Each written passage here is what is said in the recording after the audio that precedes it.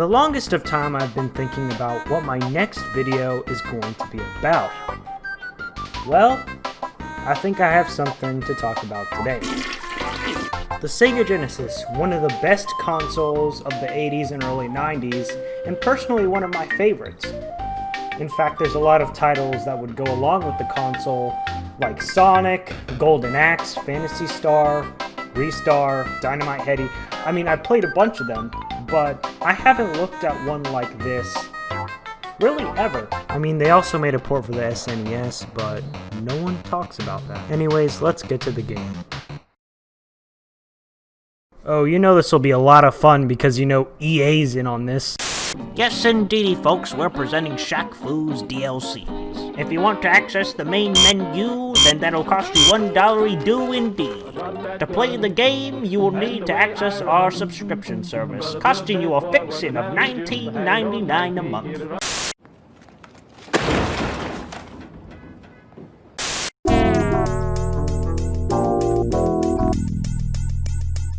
One of the things that plagues me about this is, why did they have to use Shaq? I mean, I know he was popular at the time, but why couldn't it be used like Bruce Lee or... Wait a minute! I know who would fit the role as the main protagonist in this game. I'm talking about Kareem Abdul-Jabbar, the hookshot king, the man who played from 1969 to 1989, and this might shock you, but he actually knew martial arts. He trained with Bruce Lee, and he was in Bruce Lee's movie Game of Death, in which Bruce Lee died halfway throughout the making of that film. But he still knew martial arts, so he would fit the role of this protagonist in pretty much the best way possible. Get on with it. Yes, get on with it! Okay, first we got Shaq looking spicy as ever. Then we got Kaori looking like Pitou from Hunter x Hunter. Now we got Beast over here looking like a Doom NPC. Now we got Set over here looking like Gibdo from Wand of Gamelon. Now we got Colonel over here looking like RoboCop. Now we got Diesel over here looking like Dominic Toretto from Fast and Furious. Now we got Auroch over here looking more like a Doom NPC. Now we got Voodoo over here looking like that one girl in my class who thinks there's 176 genders. Now we got Memphis over here looking like Skeletor from He-Man. Nezu looks like Makoto from Street Fighter. It looks like they just ripped her off. Rajabi looking like a mix between Captain Hook and Aladdin. Now we got Liatsu over here looking like he's gonna tell Daniel-san to wax on, wax off.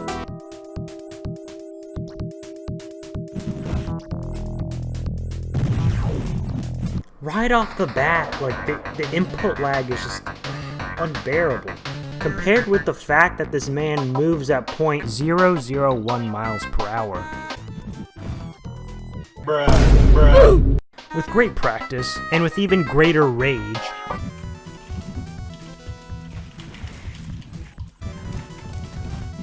Green, what's your problem, Green? What is your problem? Missile alone ramp, missile alone ramp.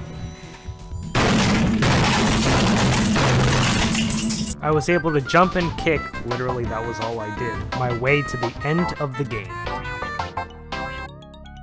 What? Like I completed your unplayable game, and yet you're gonna reward me with a still image? Seriously? No, I'm done with this game. What I have to explain is why this game is just like all the other failed titles that people are talking about these days.